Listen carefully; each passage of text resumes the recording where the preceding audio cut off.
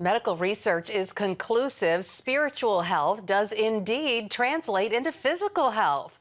Dr. Harold Koenig is the director of Duke University's Center for Spirituality, Theology, and Health, and is the author of several books on faith and healing. And he joins us now for more. Thanks so much for being with us.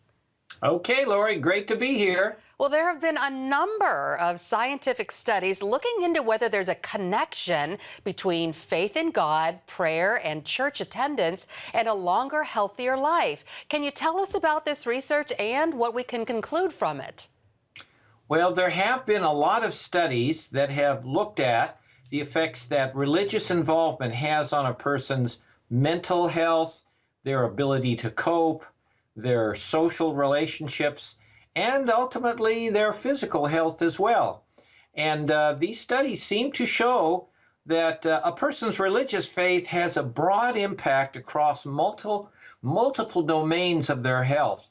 And, it's pretty remarkable that you can actually show this scientifically in studies that are designed and, using the scientific format, and then get those studies published in journals. And there have literally been thousands of such studies now published. Thousands of studies. So this isn't just a little bit of research. This is overwhelming research then, right?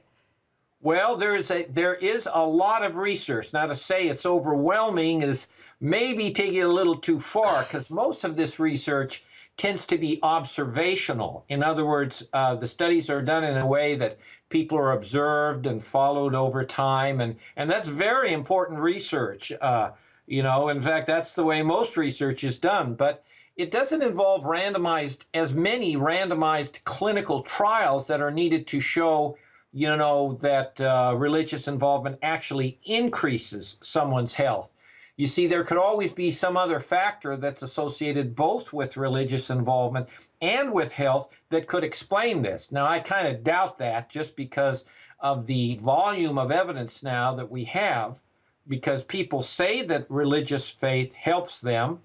And, it does seem to alter and to influence health behaviors, and it helps people to cope. There, are thousands of studies showing that people say that religion helps them to cope. The big question, of course, that we're interested in is, how does it do so? Does it really help people to cope, and how does it do so? Well, so talk about some of the nitty-gritty, the immune system, blood pressure, cardiovascular system. And doesn't the research show that people who are religious actually live several years longer than atheists? Well, that is true. That is true. There have been many studies, probably over now more than 100 or close to 100, that have looked at this. And it does seem as though religious attendance in particular seems to be related to greater longevity and better health overall. Religious attendance seems to be the most powerful predictor of health outcomes by far. And what about prayer? Well, prayer, I think, helps you too. It's much more difficult to show that scientifically. One reason is because most of these studies have been observational, have not involved clinical trials.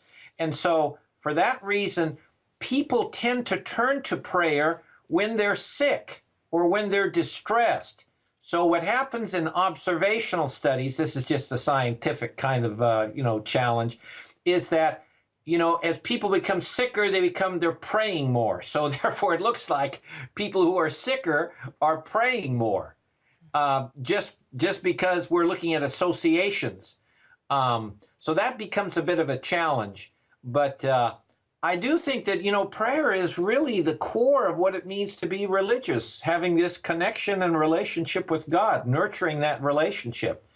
And, sometimes the purpose of prayer is not just to be healthy or to get our, what we want to have received, Prayer involves kind of like getting our priorities along God's lines of priority. And sometimes God's priority isn't our physical health, isn't our physical well-being, or that we live a long life, a happy life. Sometimes, we just got through with the Easter season. if people are supposed to be disciples of Christ, well, Christ, he had a pretty hard time, a pretty darn hard time. And why should we have it so easy? Very No? true. Very true. Well, you obviously have a faith. I can tell by the way you speak. And you have a very interesting personal testimony. Here you are, a medical doctor at Duke. But there was a time in your life when you were actually homeless. Tell us about what happened to your faith and your personal journey. Oh my, I was afraid you'd bring that part of the story up. But yeah, I was, when I was young and wild, I kind of lost interest in religion, although it had been, ingrained as a child in me, so it kind of stuck with me. But still, I was pretty much away from it.